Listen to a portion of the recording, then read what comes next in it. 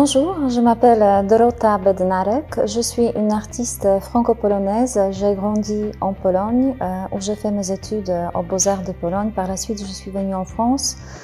J'ai étudié également aux Arts décoratifs de Strasbourg et en même temps, je faisais les stages à l'Accademia di Belle Arti à Bologne.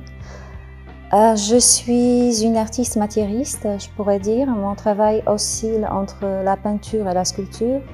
Depuis environ 1 an et demi, peut-être 2 ans, ou peut-être même plus.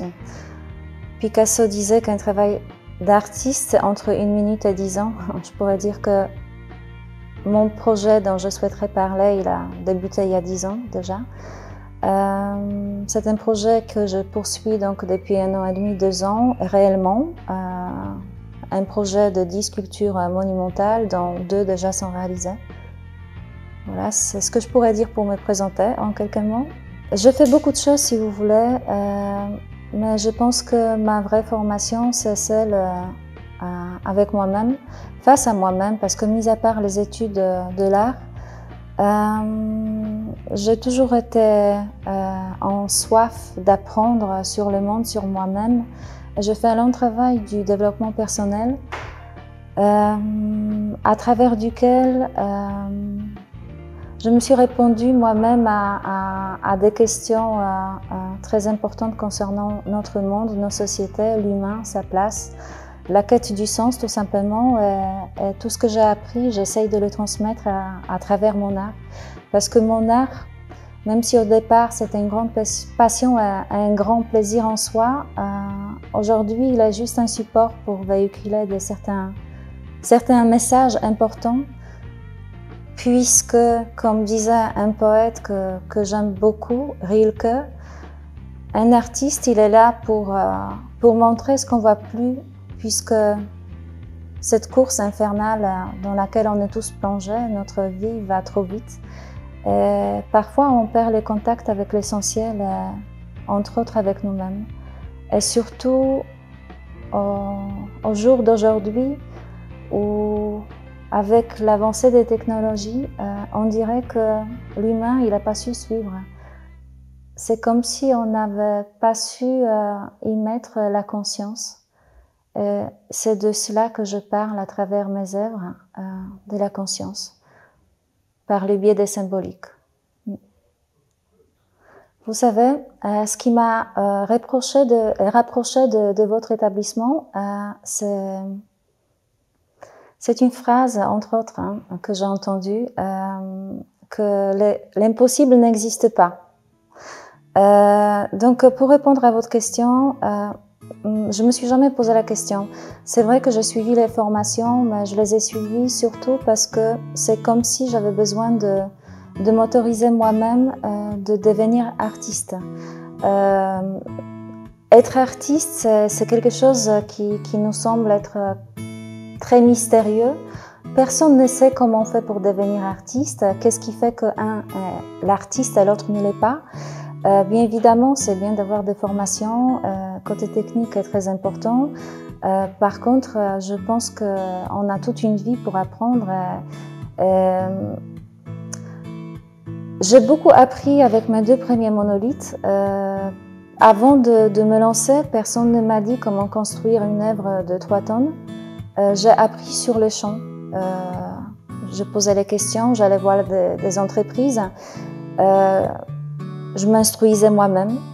Il y a aussi la possibilité de travailler avec des professionnels qui eux, ils partagent leur savoir tout simplement. C'est très compliqué puisque l'art c'est un partage. On a perdu une visibilité. Avant, j'organisais beaucoup d'événements. Aujourd'hui, ce n'est plus possible. On ne sait pas quand est-ce que cela sera possible. Donc, ça m'a enlevé.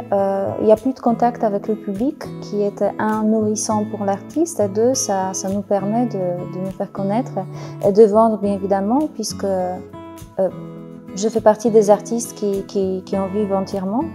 Donc, oui, de ce côté-là, c'est très compliqué, oui. Comment j'ai découvert l'ISEG?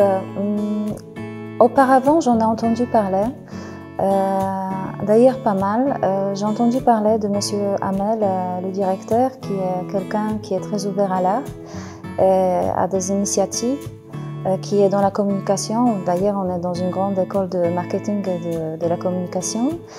Et j'ai pensé l'idée judicieuse de m'approcher de cet établissement, étant donné que par le biais de l'école, je pouvais solutionner le problème du manque de visibilité de mon travail et aussi rencontrer des jeunes personnes avec qui je pouvais communiquer et aussi apporter un peu de mon savoir-faire et mon regard en tant qu'artiste. C'est le début d'une magnifique aventure et je suis vraiment ravie.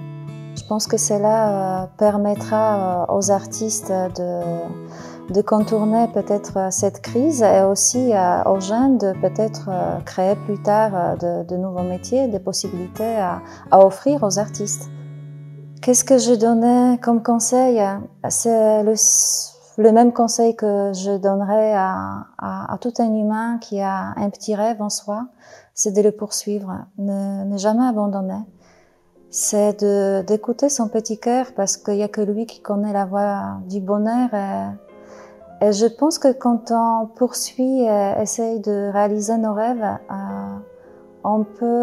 c'est là qu'on peut devenir la meilleure version de nous-mêmes. Et même si parfois on échoue, c'est pas un échec, c'est juste une expérience qui nous permet d'apprendre et de grandir, parce que je pense qu'on est là dans cette dimension pour nous élever et pour grandir. Et les échecs, ça n'existe pas. Encore une dernière phrase, je pense que les échecs existent dans les esprits de ceux qui sont peut-être dans une sorte de comparaison ou de compétition. Je suis pas d'accord avec cette pensée que l'univers est fondé justement sur cette loi la loi du plus fort, la loi de Darwin. Je pense que la loi fondamentale de l'univers, c'est la loi de coopération. Voilà. Dernier petit mot, à tous les rêveurs, un vainqueur, c'est un rêveur qui n'a jamais abandonné. J'aime beaucoup les textes des grands hommes parce que de beaux exemples ne manquent pas et je pense que surtout aujourd'hui on en a besoin.